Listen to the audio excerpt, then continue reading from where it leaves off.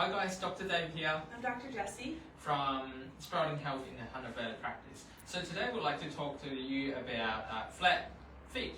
Yes. Flat feet. Yeah. So what flat feet is essentially is a lowered or collapsed arch in our feet. So that's one really easy way to actually find out whether you have flat feet or not. It's actually, we call them a two-finger test. When you stand up straight, you're trying to get someone to put two fingers into the foot arches, and if you can't put the fingers in there, then you may have a collapsed arch. So what problem can it gives us when we have a flat feet, Dr. Jessie? Yeah, so a lot of the time when you have that collapsed arch, everything kind of rolls inward, or pronates as we call it. So when that happens, it travels up our kinematic chain, so up our body, and a lot of the time we can have ankle mobility issues, but then that leads to shin splints.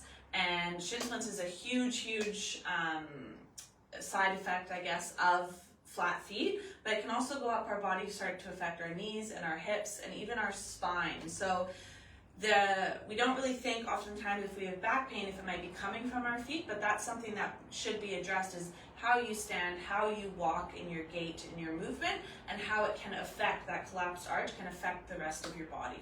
Absolutely. Adding on to that, I always have these little thoughts in my head where when you're standing on a slope, for example, facing down, and what happens is your ankle actually goes down, right? And what happens is it switches on all these muscles at the back and relaxes these muscles out the front, okay?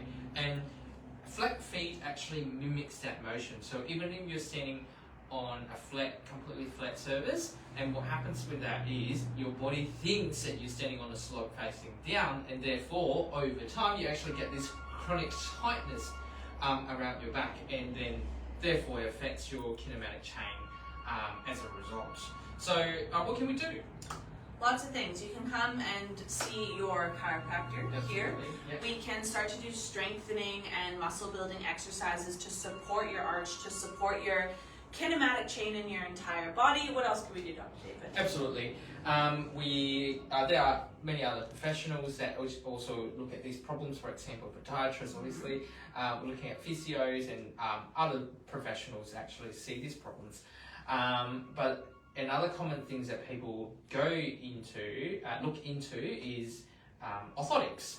And before you look into orthotics, it's always a good idea to talk to one of the professionals. So if you have any concerns or problems like this, book in and have a chat with one of us and see whether we can help manage your concerns. And I think also Yes. be aware of the footwear you're choosing.